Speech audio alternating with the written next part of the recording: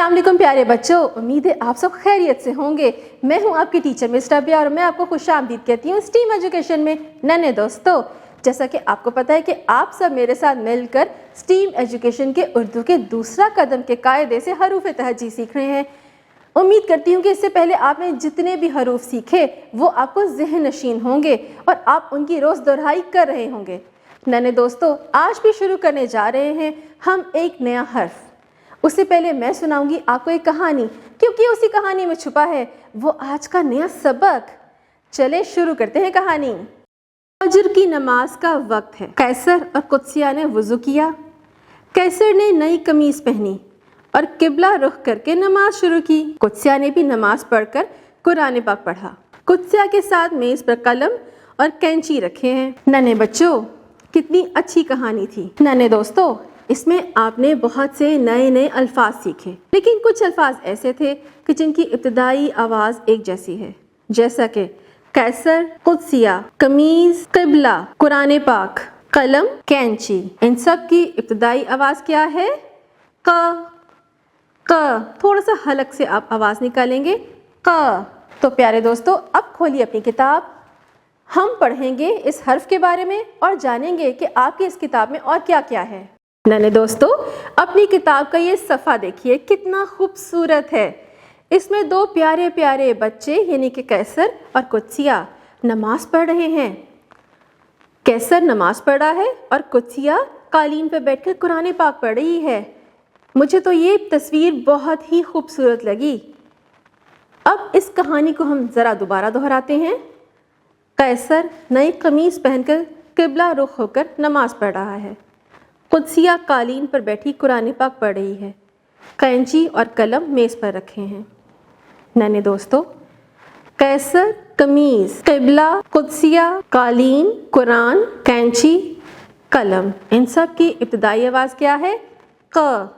अब ऊपर देखिए, एक बड़े से डब्बे में क्या लिखा हुआ है? क यानी कि काफ। काफ क, काफ क। काफ के ऊपर दो नुक्ते, काफ कहता है क।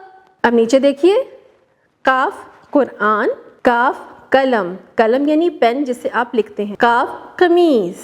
अब अपना सफ़ा पलटाइए। हम काफ को लिखना सीखेंगे।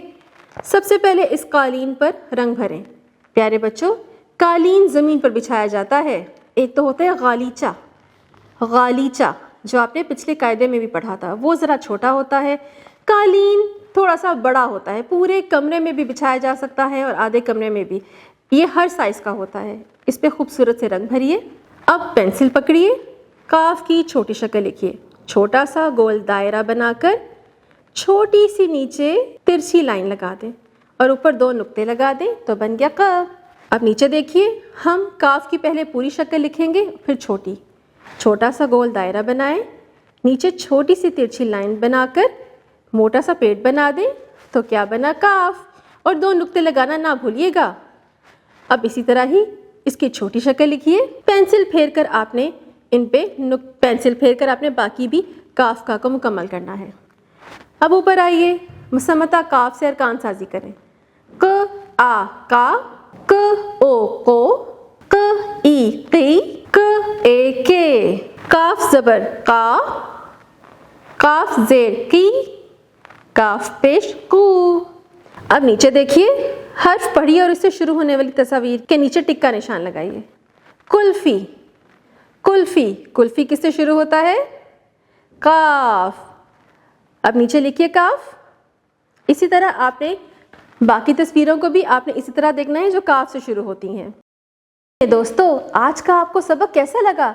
हमने आपको नया हर्फ सिखाया, काफ। कश वाला काफ नहीं, याद रखिएगा, ये दो नुक्तों वाला काफ है और इसकी आवाज़ थोड़ी सी हलक से निकलती है, क।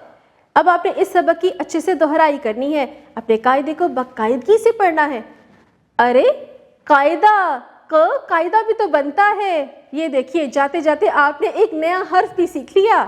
तो नन्हे दोस्तों, अब हम मिलेंगे अगली दफ़ा एक नए सबक के साथ और बहुत सी नई नई सरगर्मियों के साथ।